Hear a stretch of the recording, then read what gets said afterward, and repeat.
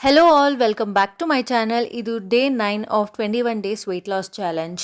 ನನ್ನ ಪ್ರೀವಿಯಸ್ ವಿಡಿಯೋದಲ್ಲಿ ಹೇಳಿದ್ದೀನಿ ನಾನು ಇಂಟರ್ಮಿಟೆಂಟ್ ಫಾಸ್ಟಿಂಗ್ನ ಸ್ಟಾರ್ಟ್ ಮಾಡ್ತಾ ಇದ್ದೀನಿ ಓನ್ಲಿ 2 ವೀಕ್ಸ್ಗೋಸ್ಕರ ಅಂತ. ಇನ್ ಕೇಸ್ ಅದೇನಾದರೂ ನನಗೆ ವರ್ಕೌಟ್ ಆಯಿತು ಅಂದರೆ ನಾನು ಇನ್ಮೇಲೆ ಅದನ್ನೇ ಕಂಟಿನ್ಯೂ ಮಾಡೋಣ ಅಂತ ಕೂಡ ಅಂದ್ಕೊಂಡಿದ್ದೀನಿ ಅಂತ ಹೇಳಿದ್ದೆ. ಸೊ ಅದ್ರ ಬಗ್ಗೆ ಇನ್ನೂ ಹೇಳೋದಾದರೆ ಇದನ್ನ ಪೂರ್ತಿ ನಾನು ಸ್ಟಡಿ ಮಾಡಿದಾಗ ಅಂದರೆ ರಿಸರ್ಚ್ ಮಾಡಿದಾಗ ಒಂದೇನು ನನಗನ್ಸಿದ್ದು ಅಂದರೆ ಇಂಟರ್ಮಿಟೆಂಟ್ ಫಾಸ್ಟಿಂಗ್ ಅನ್ನೋದೆಲ್ಲ ಹೊಸದಾಗಿ ಇನ್ವೆಂಟ್ ಮಾಡಿರೋದಂತೂ ಖಂಡಿತ ಅಲ್ಲ.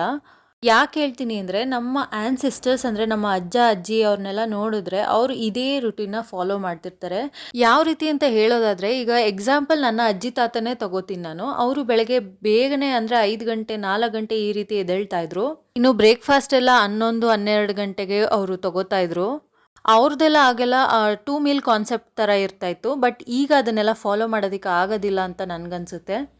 ಮಾಡ್ಬೋದು, ಬಟ್ ಕೆಲವ್ರಿಗೆ ಅದು ವರ್ಕ್ ಆಗುತ್ತೆ, ಇನ್ನು ಕೆಲವ್ರಿಗೆ ಅದು ಓವರ್ ಗ್ಯಾಸ್ಟ್ರಿಕ್ ಆಗಿಬಿಡುತ್ತೆ. ಸೊ ಆದಷ್ಟು 3 ಮೀಲ್ ತೊಗೊಳಕ್ಕೆ ಟ್ರೈ ಮಾಡಿ.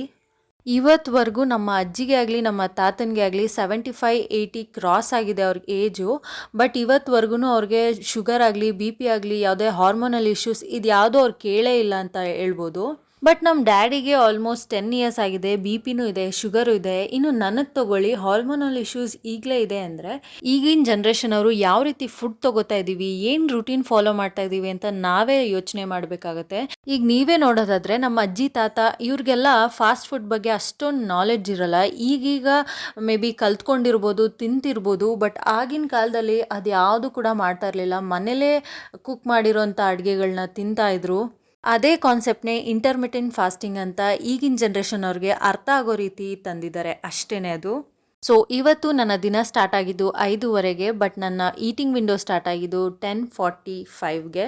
ಎದ್ದು ನೀರೆಲ್ಲ ಕುಡಿದು ಥೈರಾಯ್ಡ್ ಟ್ಯಾಬ್ಲೆಟ್ಸ್ ತೊಗೊಂಡು ನನ್ನ ವರ್ಕೌಟ್ ಎಲ್ಲ ಮುಗಿಸಿ ನಾನು ಬ್ರೇಕ್ಫಾಸ್ಟ್ಗೆ ಇವತ್ತು ಅವರೆಕಾಳು ಹಾಕಿ ನಾನು ಟೊಮೆಟೊ ಬಾತ್ನ ಮಾಡ್ಕೋತಾ ಇದ್ದೀನಿ. ಏನಿಲ್ಲ, ಇದು ಸಿಂಪಲ್ ಆಗಿ ಆಗ್ಬಿಡುತ್ತೆ, ಬಟ್ ಟೇಸ್ಟಿಯಾಗಿರುತ್ತೆ, ಸಖತ್ತಾಗಿರುತ್ತೆ ಅಂತ ಹೇಳ್ಬೋದು.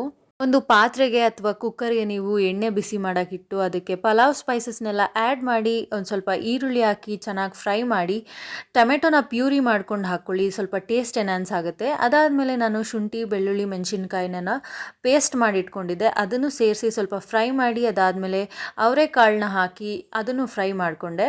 ಅದಾದಮೇಲೆ ನೀರು ಹಾಕೋಕ್ಕೂ ಮುಂಚೆ ನಾವು ಅಕ್ಕಿ ಹಾಕ್ಕೊಂಡ್ರೆ ಸ್ವಲ್ಪ ಉದ್ರುದ್ರಾಗಿ ಬರುತ್ತೆ ಅಂತ ನೀರಕ್ಕೂ ಮುಂಚೆ ಅಕ್ಕಿ ಹಾಕ್ಕೊಂಡೆ. ಆಮೇಲೆ ನೀರು ಎಷ್ಟು ಬೇಕು ಅಂತ ಅಡ್ಜಸ್ಟ್ ಮಾಡಿಕೊಂಡು ಉಪ್ಪು ಅರಿಶಿನ ಪುಡಿ ಸ್ವಲ್ಪ ಸಾಂಬಾರು ಪುಡಿ ಎಲ್ಲ ಹಾಕ್ಕೊಂಡು ಕೂಗಿಸ್ಕೊಂಡೆ. ಸೊ ಬ್ರೇಕ್ಫಾಸ್ಟ್ಗೆ ಟೊಮೆಟೊ ಬಾತ್ ತಿಂದಾದಮೇಲೆ ನಾನು 1 ಕಪ್ ಟೀನ ರೆಗ್ಯುಲರಾಗಿ ತೊಗೋತಾ ಇದ್ದೀನಿ. ಸೊ ಇವತ್ತು ತೊಗೊಂಡೆ. ಮಧ್ಯಾಹ್ನಕ್ಕೆ ಅವರೆಕಾಳು ಸ್ವಲ್ಪ ಮಿಕ್ಕಿತ್ತಲ್ಲ, ಅದಕ್ಕೆ ಸ್ವಲ್ಪ ಆಲೂಗೆಡ್ಡೆ ಟೊಮೆಟೊ ಈರುಳ್ಳಿ ಇದನ್ನೆಲ್ಲ ಹಾಕಿ ಸಾಂಬಾರು ಮಾಡಿಕೊಂಡೆ. ರೈಸ್ ಜೊತೆ ತೊಗೊಂಡೆ. ಮತ್ತು ಈವ್ನಿಂಗಿಗೆ ಕಾರ್ನ್ನ ಉಪ್ಪು ಖಾರ ಎಲ್ಲ ಹಾಕ್ಕೊಂಡು ತಿಂದೆ. ಇನ್ನು ನೈಟ್ಗೆ ನಾನು ಅದೇ ಸಾಂಬಾರಿಗೆ ಸ್ವಲ್ಪ ಮುದ್ದೆ ತೊಗೊಂಡೆ ಅಷ್ಟೇ. ರೈಸ್ ಏನು ನೈಟ್ ತೊಗೊಂಡ್ಲಿಲ್ಲ ನಾನು. ಸೊ ಈ ರೀತಿ ಇತ್ತು ನನ್ನ ಇವತ್ತಿನ ದಿನ. Thank you for watching.